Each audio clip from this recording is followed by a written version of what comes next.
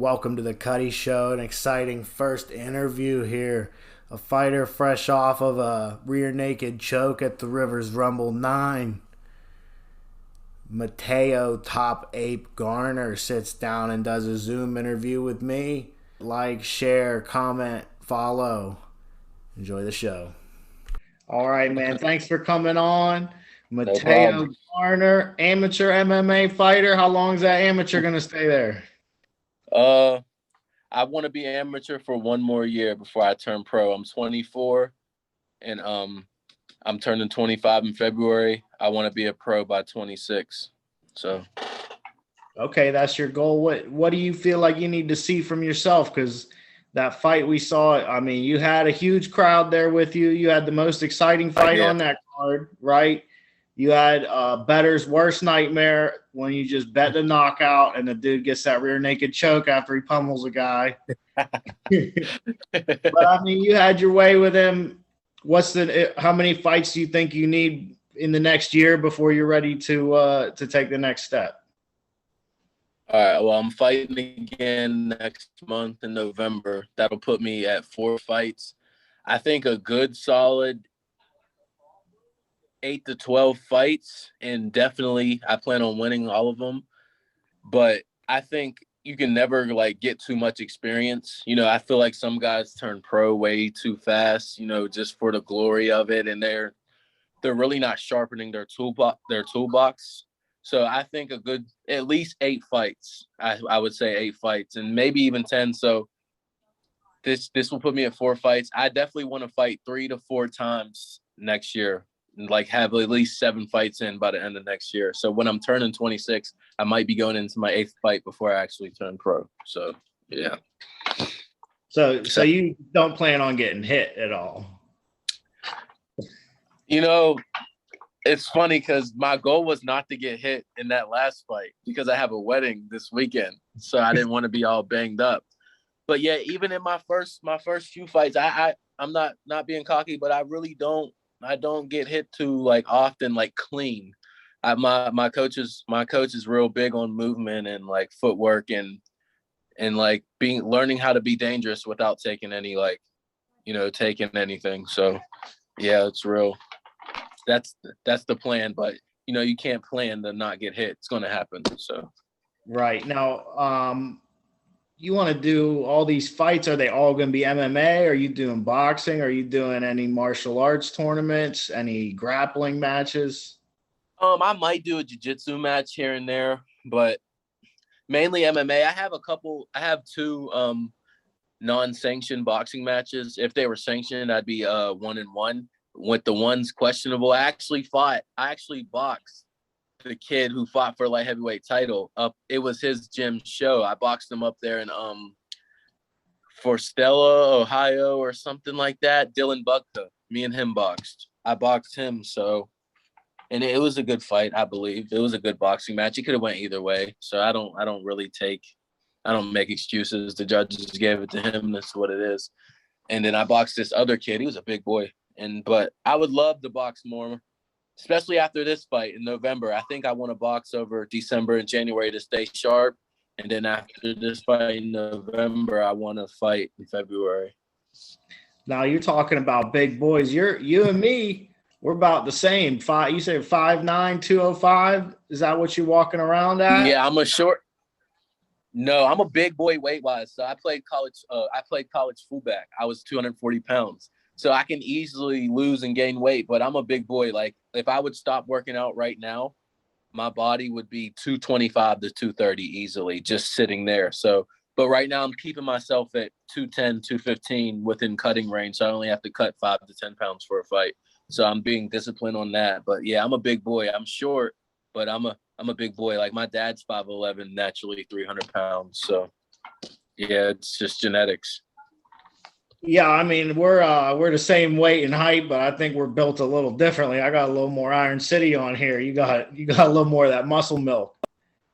No, you could probably show me something. No, that doesn't matter. Muscles don't matter. I know guys with no muscles that can do some damage. So Hey, I'm just trying to do damage to softballs. You know what I mean? I used to play baseball. Actually, it was real fun. I wish I would have kept with it throughout high school and stuff. But other things got in the way. When you want to go to college for something, you kind of put all your time into that one thing. So, same with wrestling too. Like a lot of people think I wrestled for a long time, but I didn't. I only wrestled 2 years. But yeah. Yeah, I mean, that's a good foundation, getting that core wrestling, getting the hip movements, all that stuff. That's key, Yeah. especially when you run into some of those longer guys and you got to get in tight. So Yeah. you went 1-1 in your first two with decisions. So this was your first stoppage. What's it feeling? That's what you're training for, right? Is that feeling when a guy goes down? Yeah, I told myself, like, I gotta end people. I have to have exciting fights, or like nobody's gonna want to watch me. I'm doing all this training and all this stuff. I told myself I'm not gonna go out there and worry about being tired. Like I'm in the gym. I'm doing a lot of rounds, and it's to the point where it's hard for me to get tired. And I'm one thing I'm great at is digging deep when I do get tired. Like just because I'm tired, that doesn't mean I get sloppy. So I told myself I have to either start dropping people dead or submitting them. And I wasn't leaving that cage without that, because that's what people want to see. Yeah, don't get me wrong. I respect the fighters that go to distance and stuff like that, but that's not what people want to see. People want to see the excitement. Now, if you guys are both beating each other up, like on a crazy type of fight, like some Justin Gaethje type style or something like that, that's exciting for people to see that whole fight. But if not, there's no need to go to distance. Someone should finish it. So I told myself I'm going to start finishing fights, and whoever they put in front of me from here on out I just hope they're ready. That's just the mentality. You want to make any call outs? You can tag a couple people on Instagram who you want to fight. Really? Nobody really. I would like to fight Dylan Budka in an MMA fight, but he's a little ahead of me with his career. He has a little bit more experience with getting in there. So he has one more fight. He's turning pro. Nothing against Dylan, though. I like Dylan. Like after the boxing match, utmost respect, good guy.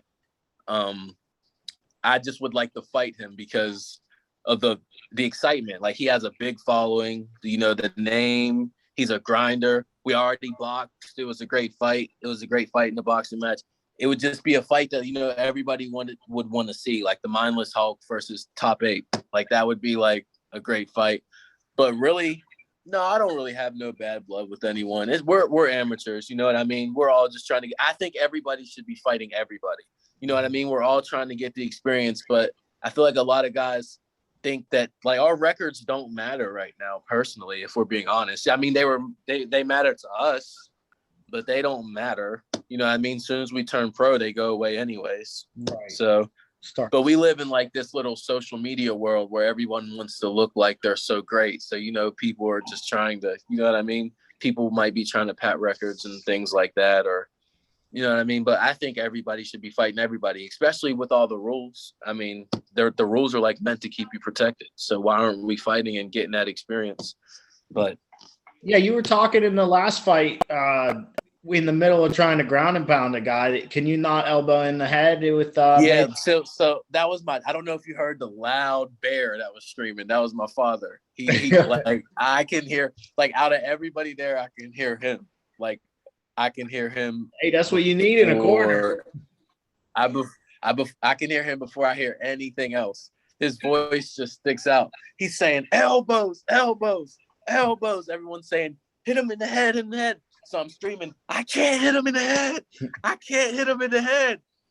And then I guess he got tired of me punching his body, and he turned over, and I just scooped that rear naked choke in there. But I wanted it was over before you locked it in as well. I heard that. Yeah, I was screaming it was over. So like I said, I just had something else inside of me, because my last fight, I came out too relaxed. I came out too relaxed, and I was too like nonchalant, and it made me start slow. I'm a much more dangerous fighter when I start, like faster instead of starting slow. Because I feel like when I start slow, I have too much time to think. I'm a much better fighter when I just trust my instincts and my reactions to things. because then that's the athletic ability taking over. That's just, you know what I mean? So that's what I like to do. So I told myself, you know what? I'm going to jump on this guy, like, from the gate. I'm not even going to let him take the center of the octagon. And that was the goal. I wanted him to feel that pressure the whole time I was in there. I wanted him to know from the time that we got in there that he had no chance. And I actually wanted to strike, but we got the grappling, and that's just what happened. I love striking. I love grappling, but I love striking. I love striking. It's just it's fun. I think that fight went to the ground because you buckled his knees. I don't think he decided to grapple with you too much. He threw a leg kick. I kind of kicked it and grabbed it at the same time. And I tried to throw a punch, but I don't know if that ended up being my shoulder that hit him. I was trying to see if the punch connected, but yeah, it ended up getting to the ground, and I tried to get that standing guillotine, but I'll have to work on that, get a little better at those. So where are you at in your training as far as, I mean, you wrestle all the time, or are you just sitting on the fundamentals? How much jiu-jitsu are you doing? Kickboxing? I'm real big on strength and conditioning, actually. I big on strength and conditioning, because number one thing is that, because if you're not in condition to fight, you can't fight. You know what I mean?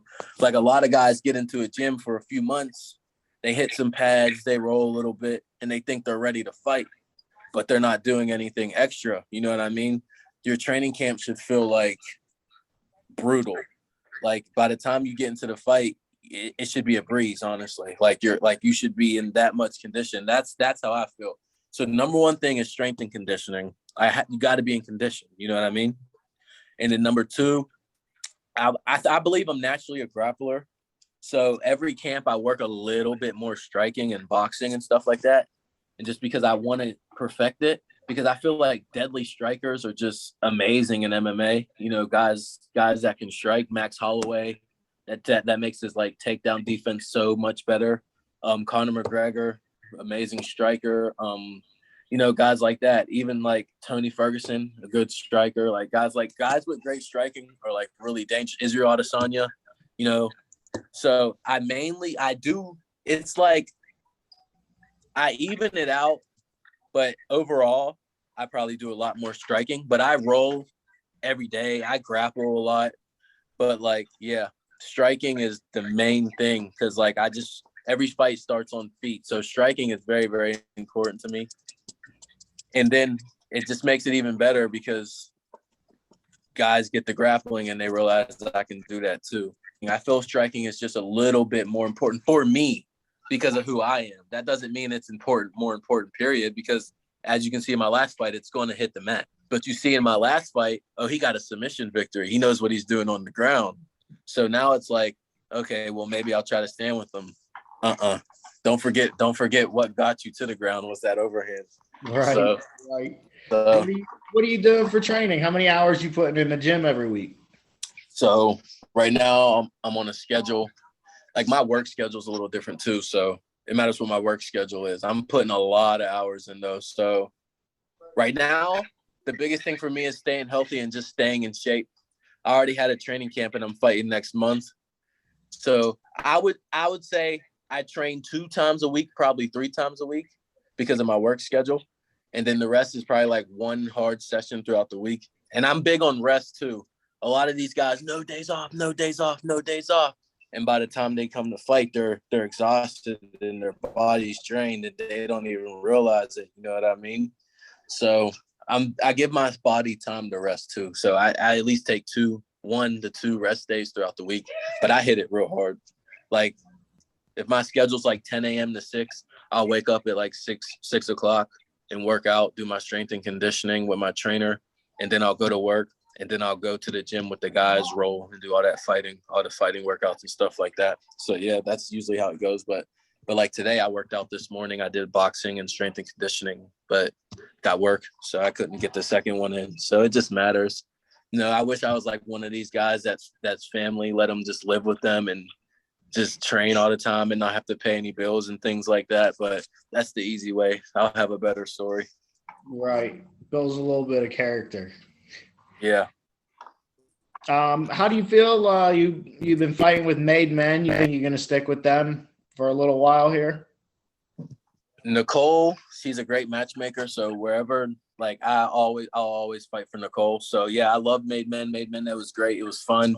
Had a good time there, and it was home. It was at the casino. You know, it was fun to have all my family and everything there. But yeah, I'll fight. I love fighting. You know, I don't really get into the promotion and things like that because, like I said, we're amateurs. So I'm just trying to get my experience everywhere. But I love fighting for Made Men. Anytime Nicole matched me up anywhere, it was always good. She matched me up with Made Men, Ohio Combat League, and Bizarre Promotions, the Bayfront Brawl. Those are the 3 places I fought right now. Those were all good places. But Made Men was probably my best experience because I got to finish and all my family was there. And, you know, and just it was good people. It was fun. It was fun, very fun. Did you have a lot of mental obstacles before you got in the cage the first time, or did you kind of feel like your previous athletic experiences kind of translated in there? What's it like before it closes? So I grew up in Greensburg and Jeanette, like right there. You know, they're like, I don't know if you're from around here, but they're like right there. I did a bit down at Seton Hill. And growing up, gotten a lot of fights. So that's how I found out I could fight. I'm like 14 fighting 17 and 18, 19-year-olds, and I'm giving them a hard time. I wouldn't say I lost. I'm giving them a hard time. And then there's some I'm winning. So I'm like, oh, okay. I'm a 7th grader. I just beat up a 10th grader. I guess I can fight a little bit. But my passion was always football. And I'm not going to sit here and say I had the hardest upbringing, but my family, like, we weren't rich or anything, you know, we didn't have money like that. But so my passion was always football. I said, you know, my mother and my father, they can't pay for me to get to college. I got to get a scholarship. So my passion was always football. So that's what I was doing 24/7. And I eventually ended up going to Valley Forge Military College. And then I transferred to a D1 school for football. I transferred to Alabama A&M University, and I got a full ride at both places. So I was able to go to college for free. So that was something that was good because I knew my parents didn't have money for college. But I always had a supporting family. We might have not had everything. We might have struggled, might have been told no a lot for things that I wanted and things like that. But as you can see at the fight, like, my family's very supportive. Those were all my family members that were acting crazy, hitting on the cage and things like that. So that's another reason why I fight, man, because I want to change the life. You know, I want to be able to, I don't want my family to have to worry about anything. And I believe I really have a special talent that can just make people want to watch me. And I believe if I can showcase my talent, I'll be able to change their life. So yeah, I guess you can say I had some mental obstacles, and I ended up losing my scholarship. We got new coaches. The coaches that brought me in got fired. We got new coaches. I was like, dang, what am I going to do without football? Because I didn't like school. I'm not even going to lie. The only reason I went to school was for football. So I was like, you know what? I'm going to come home. I'm going to figure something out. So I came home. I was working at Dollar General. I was like, this ain't it. I was like, you know what? What's something I was always good at? I was just sitting like, what am I good at? And I was like, wait, I was good at wrestling. I'm like, all right, started kicking. I was like, I've been in a lot of fights. And then I was like, no, I'm just gonna start training to see what it's like. And then I started training. Then I was like, you know what? Yeah, this is what I'm gonna do.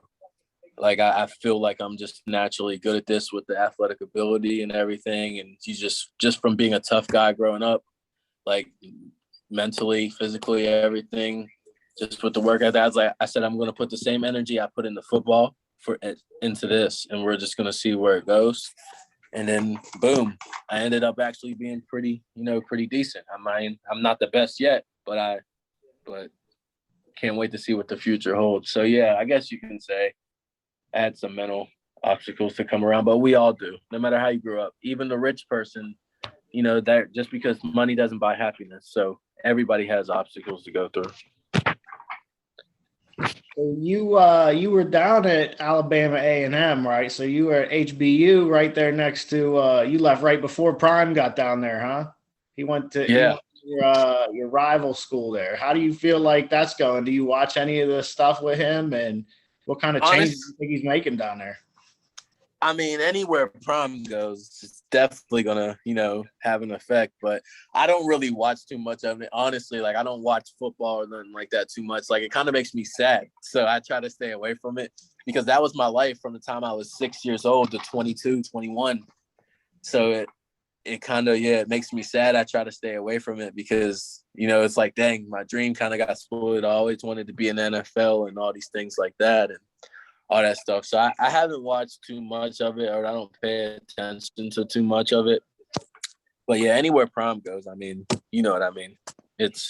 But yeah, Alabama A&M, definitely the best HBCU out there. I don't care, hands down. That school, top notch. All right. I mean, playing football, you were a running back and linebacker, right? Yes, and fullback. Okay. So I was actually better at linebacker, but I was too short. I'm 5'9". Like I can't be a D1 linebacker at 5. I mean, you can, but when there's guys 6'3", 6'2", you're gonna put them guys up every time first. When you got to guard 6'4", 6'5" tight ends, you know what I mean? Yeah, I was a decent quarterback till I couldn't see over the lineman anymore, But I mean, I think that translates a lot, and you see it in your fights. When we're talking about you sitting there talking to your corner, listening, a lot of guys, even early into their pro career, struggle with that calmness and the awareness in the middle of a fight. They suffer from that tunnel vision. You feel like maybe that transition from football helped you move into letting the fight kind of slow down for you? I do believe it might have had something to do with it, because I just remember in football, like, especially when you got, like in high school, we were huddling up. But then when I got to college, everything was look over, coach has a sign, and then they're doing all these signals and they're screaming, everyone, and then the crowd's screaming, everything's going on. So you got to like really lock in and slow it down and pay attention. So yes, I do believe it had something to do with it. And I'm glad that you brought this up, because I just told one of my teammates of how proud I was of myself, of how calm I was in there, but I was still full speed. Like everything I did, like my form, the jab I threw at the beginning, the front kick I threw at the beginning, like and then when we had the little grappling exchange before I pushed them off me, how I wasn't, like I was calm. I was like, I was real proud of how I stayed calm, but able to keep a good pace throughout the fight. That's what I was most proud of myself. Because my first fight, I was just like a wild man, like shooting and I was slamming them and stuff, but like I'm like, oh man, if these were pro rules, I'd have been kneed in my face already. Like certain things like that. Like I was like, oh man, it's like, it looked like a street fight on World Star. Like I was a wild man. And so that's what I mean by experience, man. That's why I think all these amateurs, like we should be fighting each other, because it's things like that, like, and then I watched the pro fights later. I was like, these guys seem real relaxed. They seem real calm. Then I watched my fight and I looked like that, but I was at full speed. I was like, yeah, that's what I was most proud of. Is there a certain style fighter that you'd like to go against to test yourself in a different realm? Do you think that you can go with a experienced jiu-jitsu black belt or anything like that? I'd have to ask Nick Brown about that, if he, because that's where I trained. So I believe in my ability, and I believe a jiu-jitsu black belt will give me a problem in a jiu-jitsu match. But when it comes to fighting, I don't care about any credentials you have. I just don't believe it can help you when you're in there with me. Obviously it helps, but I'm the kind of guy that, like, I believe I'm able to win a fight at whenever. I believe I'm always one punch away from winning a fight. And I believe with my wrestling skills and the strength behind me that I have, I believe when I'm grappling guys, I believe I'm just sucking the life out of them sometimes. And I don't believe that I would be easy to submit in a full fight where there's strikes to the head and there's elbows and, you know what I mean? You go to invert and try to grab my ankle or whatever, and now I'm dropping hammer fist and things like that. You have to defend that. If not, the ref's going to stop it. You're going to get knocked out. You know what I mean? So I don't think I would be easy to submit, because I just fought a good guy on the ground, James Ritchie from in Ohio. He trains at Stipe's gym, Strong Style or Strong, whatever I don't know what their gym's name's called, and he didn't submit me, and I went the whole way with him. A great wrestler, great guy, great fighter. So I believe I would like to see myself against somebody like that. Yes, a jiu-jitsu black belt to really test my skills. And I want to fight where someone wants to stand with me and bang too the whole time. It seems like as soon as I hit someone, they go to shoot but Terrell didn't try to shoot. He tried to leg kick. But my last fight, I thought James was going to try to stand a little bit. I knew he was a wrestler, but as soon as I cracked him, he shot. But I would like a jiu-jitsu black belt or someone that's real good on the feet. Yes, that would be a very good test for me, because then no matter what, I'd have to really be calm, especially against the black belt, because, I can take them down, but if I'm not in the right position, I might get, I might get submitted. So, yeah, that would be a really good test for me. But you don't really see too many jiu-jitsu black belts at the amateurs. So. All right, I got 2 matchups. I want to hear who your picks are. Ngannou versus Gane. Who's taking that one? You know what? A lot of people are saying Ngannou can only fight because he knocks people out. But I'm going to go with Ngannou. I don't believe anybody's beating Francis right now. I believe he's too hungry. He can wrestle, but his fights haven't really gone that far yet. So, I mean, he can't prove it if you keep knocking him. I don't think nobody's beating him right now. And they're heavyweights. I don't think Gane's going to be able to – Gane is a great fighter. He in and out, his bounce, real good movement. But I don't believe he's going to be able to stick and just move like that the whole time without getting something. So I'm going to go with Francis all day on that one. Okay. You versus Valentina Shevchenko. Me? You. Do you think you can beat her? A girl? Yeah. I didn't expect that. Nah, bro, she got me. She got me. I'm not fighting a girl with a Glock tattooed on her side she either. Got me, bro. I'm good. I don't. Nope. Stay away from that one. I'm good, bro. All right, man. Well, I appreciate you getting on. Thanks for the good conversation. Let's maybe I'll come out and see you fight in November. Have you on again? Yes, I appreciate it. I'd love to be on. Thank you for having me. All right. Thanks, man. Have a good one.